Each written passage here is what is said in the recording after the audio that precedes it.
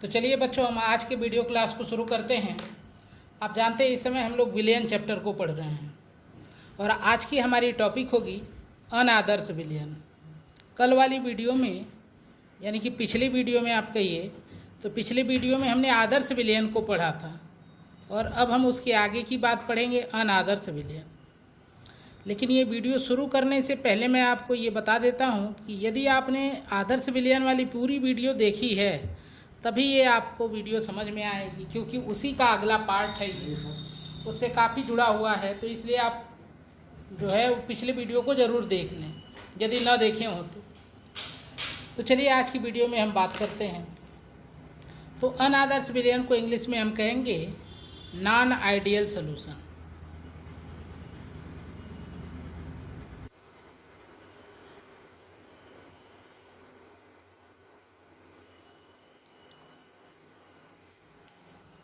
ऐसे ही आपने पढ़ा था अनादर्श गैस। जिसको आदर्श विलियन की परिभाषा पता है वो अनादर्श विलियन की परिभाषा को लिख सकता है आसानी से। आदर्श विलियन में मैंने आपको बताया था वह विलियन जो सांद्रता और ताप की प्रत्येक परिस्थितियों में राउल्ट नियम का पालन करता है उसको आदर्श विलियन कहते हैं, और जो सांद्रता और ताप की प्रत्येक परिस्थितियों में राउल्ट नियम का पालन नहीं करता है उसको हम कहेंगे अनादर्श विलियन। यानी कि इसकी परिभाषा क्या आप लिख सकते हैं, तो आप लिखेंगे वह विलयन जो ताप एवं सांद्रता की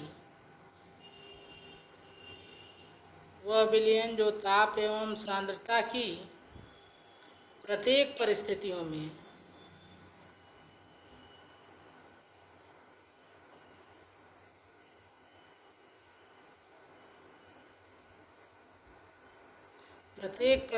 में राउल्ट नियम का पालन नहीं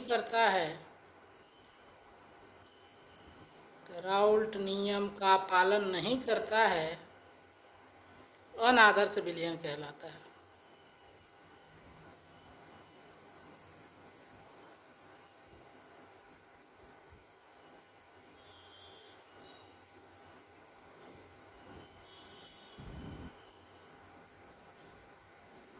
अनादर्श विलियन कहलाता है। तो ये हो गई इसकी परिभाषा। अब हम लोग बात करेंगे इसके गुण की। तो अनादर्श विलियन के गुण शार्ट में मैं बस लिख देता हूँ गुण, आप पूरा लिख सकते हैं अनादर्श विलियन के गुण। तो आदर्श विलियन के जितने गुण आपने पढ़े हैं उन सबको यदि आप उल्टा कर देंगे तो अनादर्श विलियन का गुण हो जाएगा। तो चलिए अब देखते हैं। पहला गुण हम लिखेंगे कि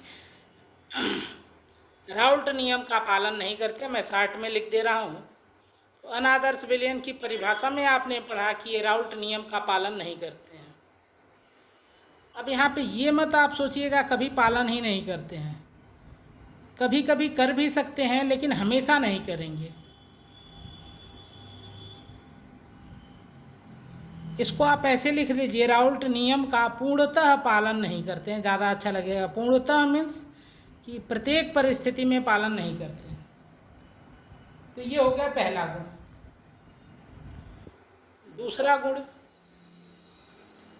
अनादर्श विलियन के लिए जो विलेय का आकर्षण होता है, यहाँ पे मैं लिख देता हूँ विलेय का आकर्षण। ये विलेय विलायक आकर्षण के बराबर नहीं होता है। तो यहाँ पे डज नॉट इक्वल टू मैंने लिख दिया। और किसके आकर्षण के? विलेय और विलायक के आकर्षण के। ये आप यदि पिछली वीडियो देखे हैं तो आपको समझ में आ गया होगा इसका अर्थ क्या है, लेकिन मैं यहाँ पे थोड़ा सा आपको समझा भी देता हूँ। जैसे मान लीजिए यहाँ पर हम एक पात्र में विलेय लेते हैं। तो विलेय मान लीजिए हमारे पास एक द्रव है, मान लीजिए ये हमारा है विलेय, और आप देखिए यहाँ पर विलेय के जो अणु हैं उसको हमने हरे डाट से बनाया। अब यहाँ पे एक दूसरा पात्र हम लेते हैं जिसमें हम रखते हैं विलायक। देखिए ये है विलायक। विलायक को हमने रेड कलर से बनाया है। अब जब दोनों को मिलाएंगे तब बनेगा विलयन। अब दोनों को मिलाते हैं और विलयन बना देते हैं। तो जो विलयन बनेगा इसमें देखिए ये लाल वाले अणु भी रहेंगे क्योंकि ये विलायक है, और इसमें हरे वाले अणु भी रहेंगे जो कि विलेय है। देखिए ये अब बन गया विलयन। तो जब हमने नहीं मिलाया था, यानी कि जब हम लोग अलग अलग रखे थे, तो विलेय के जो अणु थे इसके बीच में आकर्षण बल लग रहा था, इन अणुओं के बीच आकर्षण बल कार्य कर रहा था, और विलायक अणुओं के बीच भी आकर्षण बल कार्य कर रहा था। लेकिन जब हम मिला दिए यहाँ पर, तो यहाँ पे एक नया आकर्षण बल लगने लगा विलायक और विलेय के अणु के बीच। तो यहाँ पे मैंने लिखा है कि विलेय के अणु के बीच जो आकर्षण लगेगा वो बराबर नहीं होगा विलेय विलायक आकर्षण बल की। इसको आप थोड़ा सा और एक्सप्लेन करें, थोड़ा सा और अच्छा से लिखना चाहें तो एक और भी बात लिख सकते हैं। यहाँ पर लिख सकते हैं यहाँ कि विलायक जो आकर्षण होगा,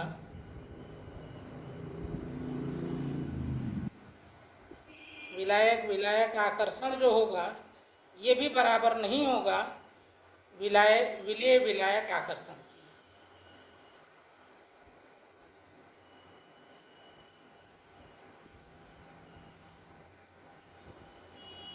ठीक है, यानी कि जो विलेय के अणु के बीच आकर्षण लग रहा है वो भी विलयन बनने के बाद आकर्षण जो लगेगा उसके बराबर नहीं रहता है। तो ये हो गया दूसरा गुण। अब चलते हैं हम तीसरे गुण को देखते हैं। तो यहाँ पे जो डेल्टा एच मिक्सिंग होगा ये 0 के बराबर नहीं रहेगा। आदर्श विलयन में आपने पढ़ा था वो 0 के बराबर होगा, यहाँ पे 0 के बराबर नहीं होगा। और चौथा गुण हो जाएगा डेल्टा वी मिक्सिंग जो है ये भी 0 के बराबर नहीं रहेगा। ये 4 गुण होते हैं, मुख्य गुण होते हैं अनादर्श विलयन के। अब यहाँ पे डेल्टा एच मिक्सिंग और डेल्टा वी मिक्सिंग को मैं पिछली वीडियो में अच्छे से समझाया हूँ, लेकिन मैं यहाँ पे थोड़ा सा आपको समझा देता हूँ। तो देखिए जब यहाँ पर विलेय और विलायक को अलग अलग हमने रखा है और जब हमने मिलाकर इसको विलयन बनाया है, इसी प्रोसेस को शार्ट में हम लिखे हैं MIX, जिसको हम पढ़ रहे हैं मिक्सिंग मीन्स मिलाना, विलेय और विलायक को मिलाना। देखिए यहाँ पर जब विलेय और विलायक को मिलाते हैं तो यहाँ पे कुछ एंथैल्पी परिवर्तन हो जाता है। यहाँ पे आप जानते हैं H जो है डेल्टा H ये एंथैल्पी परिवर्तन है। यदि एंथैल्पी परिवर्तन नहीं होता तो हम कहते कि डेल्टा H का मान 0 होता, क्योंकि न तो एंथैल्पी मीन्स उसकी ऊष्मा न तो बढ़ेगी न तो घटेगी। लेकिन यदि एंथैल्पी परिवर्तन होगा तो या तो 0 से प्लस में होगा या तो माइनस की तरफ जाएगा, कुछ मतलब जो भी मान होगा वो 0 के बराबर नहीं रहेगा। या तो बढ़ेगा तो हम प्लस में लिखेंगे और घटेगा तो हम माइनस में लिखेंगे। तो यहाँ पे एंथैल्पी परिवर्तन होता है। अब कहेंगे सर क्यों होता है, तो इसका कारण ये वाला गुण है। तो आप जानते हैं कि विलेय का जो आकर्षण है वो इसके बराबर नहीं है। तो यानी कि विलेय का आकर्षण या तो ज़्यादा होगा विलयन से या तो कम होगा। तो यदि ज़्यादा होगा इसका तो भी यहाँ पे एंथैल्पी परिवर्तन होगा, और कम होगा तब भी एंथैल्पी परिवर्तन होगा। और ऐसे ही यहाँ पे हमने पढ़ा डेल्टा वी मिक्सिंग। यहाँ पे डेल्टा वी मीन्स आयतन परिवर्तन है, मिक्सिंग मीन्स मिलाने पर। तो देखिए यहाँ पे जो आकर्षण है ये मान लीजिए कम है, और यहाँ पे जो लगने वाला आकर्षण है विलयन में, जो विलेय और विलायक का आकर्षण लग रहा है वो ज़्यादा है। तो जैसे ही हम विलेय और विलायक को मिलाएंगे तो वो ज़्यादा आकर्षण बल के कारण एक दूसरे के पास आ जाएंगे, और पास आ जाएंगे तो जितना आयतन होना चाहिए उससे आयतन कुछ कम हो जाएगा। यानी कि आयतन में यहाँ पे जो परिवर्तन है वो कुछ ना कुछ होगा, जैसे आयतन घट गया।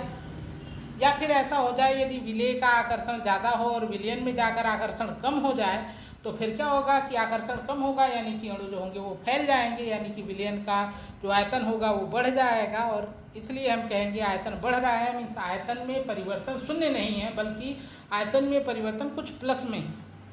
और जब घटेगा तो हम कहेंगे आयतन में परिवर्तन माइनस में है। तो अनादर्श विलयन के लिए जो डेल्टा एच होता है वो भी 0 नहीं होता है, और डेल्टा वी भी मतलब डेल्टा वी जो उसको हम आयतन परिवर्तन कहते हैं वो भी शून्य नहीं रहता है। इसको मैंने आपको पिछले वीडियो में और भी अच्छे से समझा दिया था। अब हम देखेंगे अनादर्श विलयन के उदाहरण।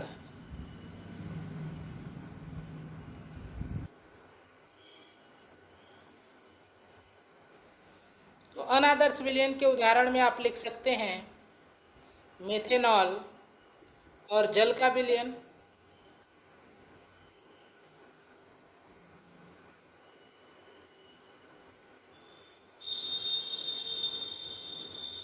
ठीक है, आप लिख सकते हैं एथेनॉल और एसीटोन का विलयन।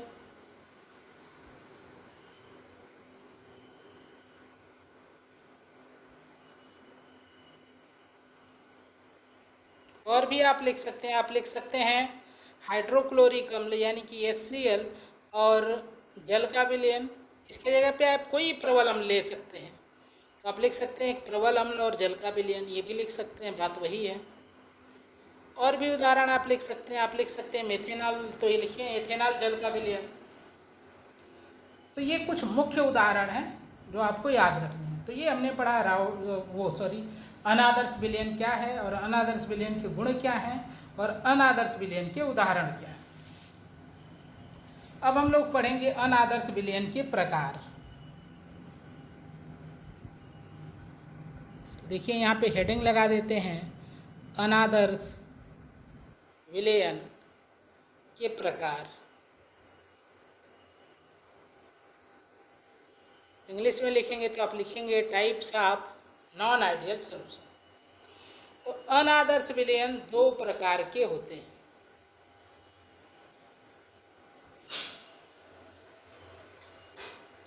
नंबर 1, तो देखिए अनादर्श विलयन दो प्रकार के होते हैं। पहला, राउल्ट नियम से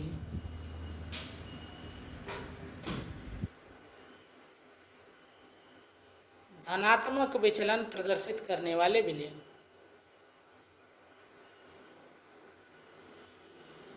धनात्मक विचलन प्रदर्शित करने वाले अनादर्श विलयन।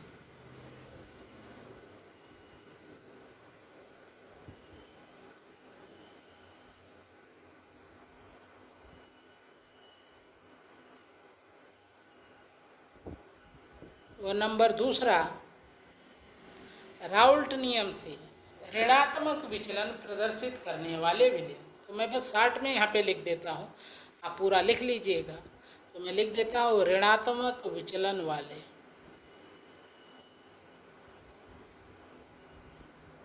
तो राउल्ट नियम से ऋणात्मक विचलन प्रदर्शित करने वाले विलयन। अब इन दोनों को हमको पढ़ना है, तो चलिए पहले हम पढ़ते हैं धनात्मक विचलन वाले विलयन को। तो यहाँ पे मैं हेडिंग लिख देता हूँ धनात्मक विचलन।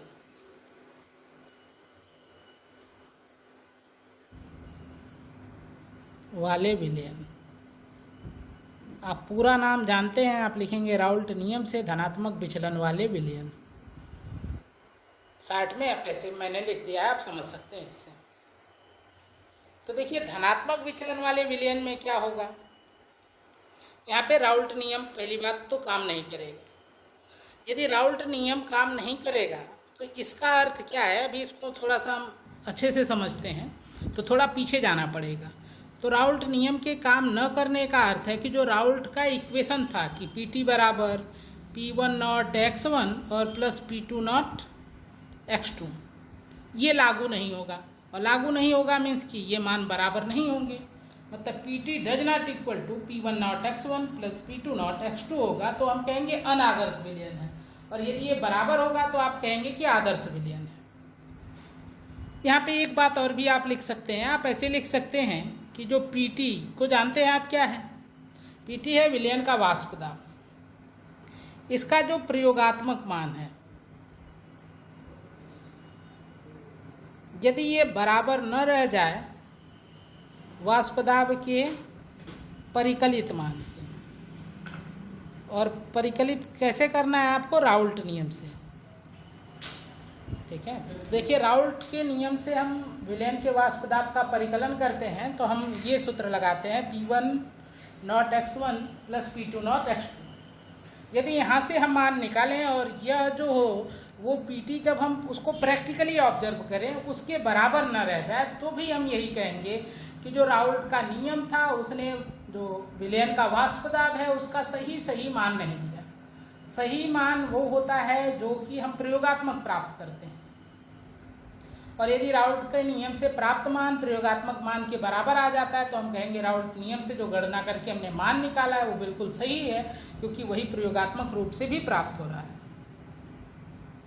तो उम्मीद है ये बात भी आपको समझ में आ गई होगी कि इस इक्वेशन को आप ऐसे भी लिख सकते हैं, दोनों बात एक ही है। अब यहाँ से हम चाहें तो इसको परिभाषित कर सकते हैं। तो देखिए अब यहाँ से क्या होगा, पहले थोड़ा सा और बात कर लेते हैं। तो यहाँ से होगा क्या कि हो सकता है ये जो प्रयोगात्मक मान है ये ज़्यादा हो जाए। देखिए यहाँ से दो कंडीशन आपको मिलेगी, बराबर नहीं है मीन्स ज़्यादा है या कम है। तो ऐसा होता है जो कि पीटी प्रयोगात्मक है, ये समझ जाइएगा, प्रयोगात्मक है, ये ज़्यादा हो जाए और पीटी जो परिकलित है ये कम हो। या फिर ऐसा हो सकता है कि जो पीटी यानी कि विलयन का वाष्प दाब जो प्रयोगात्मक है ये कम हो और पीटी जो परिकलित है ये ज़्यादा हो। तो यहाँ से दो कंडीशन, इसको भी आप कहेंगे कि दोनों मान बराबर नहीं है, इसको भी आप कहेंगे दोनों मान बराबर नहीं है। तो जब प्रयोगात्मक मान राउल्ट नियम से गणना किए गए मान से अधिक आता है तो उसको हम कहते हैं धनात्मक विचलन। अब क्यों कहेंगे ये भी आप कॉन्सेप्ट बना लीजिए, याद नहीं करना पड़ेगा, क्योंकि देखिए जो राउल्ट नियम से जो मान आता वो उससे ज़्यादा आ रहा है, मान उसमें कुछ जुड़ रहा है, तो इसलिए हम धनात्मक विचलन कहेंगे। यहाँ पे देखिए जो प्रयोगात्मक मान है वो कम है, यानी कि राउल्ट नियम से जो गणना किया गया मान है उससे कम हो रहा है, मीन्स उसमें से कुछ घट रहा है, तो इसलिए इसको हम कहेंगे ऋणात्मक विचलन।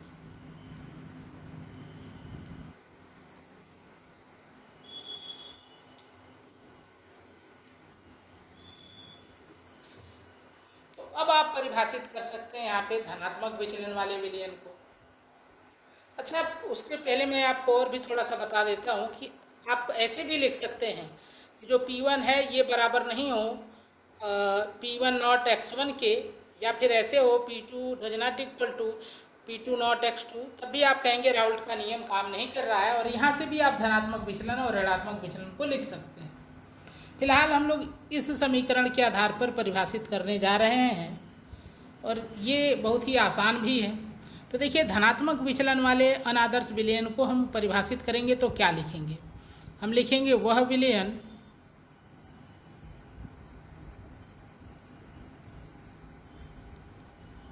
जिसके लिए प्रयोगात्मक वाष्प दाब, प्रयोगात्मक, या आप लिखिए वाष्प दाब का प्रयोगात्मक मान, ऐसे लिखेंगे तो थोड़ा और अच्छा लगेगा। जिसके लिए वाष्प दाब का प्रयोगात्मक मान राउल्ट नियम से या राउल्ट नियम द्वारा गणना किए गए मान से, राउल्ट नियम द्वारा गणना किए गए मान से अधिक होता है या अधिक आता है, अधिक प्राप्त होता है, जो भी लिख दीजिए आप, अधिक प्राप्त होता है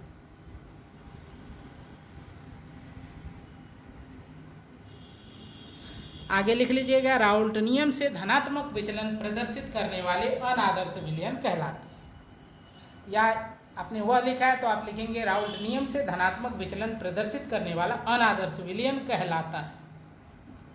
तो ये हो गया धनात्मक विचलन वाले अनादर्श विलयन की परिभाषा। अब यहाँ पे गुण में आप क्या क्या लिखेंगे या फिर इसके लिए समीकरण क्या लिखेंगे, तो आप समीकरण लिखेंगे वही जो आपने परिभाषित किया वही समीकरण हो जाएगा इसका। पीटी जो प्रयोगात्मक है ये बड़ा होगा और पीटी जो परिकलित है, आप परिकलन कैसे कर रहे हैं, परिकलन मीन्स गणना करना राउल्ट नियम से, या फिर आप ऐसे लिखेंगे कि जो पीटी है ये बड़ा है और किससे बड़ा है, राउल्ट नियम से, तो P1 नॉट x1 और प्लस P2 नॉट x2, यही तो राउल्ट का नियम है, राउल्ट नियम का इक्वेशन है। तो यदि यहाँ से गणना करें हम मान और ये मान कम पड़ जाए और ये मान ज़्यादा हो तो ऐसे कहेंगे इसको धनात्मक विचलन प्रदर्शित करने वाले अनादर्श विलयन। या फिर आप ऐसे भी इसको लिख सकते हैं, आप लिख सकते हैं P1 बड़ा हो P1 नॉट x1 से, या फिर आप ऐसे भी लिख सकते हैं P2 बड़ा हो P2 नॉट x2 से। और ये सब मैंने आपको राउल्ट नियम में ये सारे इक्वेशन बताए थे। अब हम पढ़ेंगे धनात्मक विचलन वाले अनादर्श विलयन के गुण। तो देखिए गुण में क्या लिखेंगे आप। तो पहली बात कि देखिए धनात्मक विचलन वाले का गुण लिख रहे हैं, तो पहली बात तो आप ऐसे ध्यान रखिए कि जो डेल्टा एच मिक्सिंग है वो जीरो नहीं होगा, बल्कि क्या होगा, जीरो से ज़्यादा होगा, तभी तो धनात्मक कहलाएगा। यदि जीरो से कम हो जाएगा तब तो ऋणात्मक कहलाएगा। डेल्टा वी मिक्सिंग है वो भी धनात्मक के लिए क्या होगा, धन में होगा, और धन वाली संख्या जीरो से हमेशा बड़ी होती है। ये तो दो ऐसे ही याद हो गया। दूसरी बात कि जो यहाँ पे आकर्षण बल वाला आप लिखेंगे वो क्या लिखेंगे, तो देखिए लिखेंगे विलेय का आकर्षण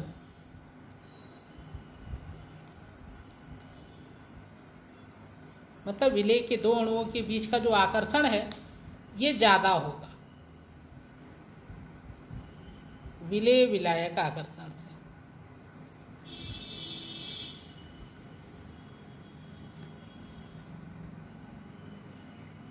ऐसे ही आप विलायक के लिए भी लिख सकते हैं, विलायक का आकर्षण विलेय विलायक आकर्षण से अधिक है।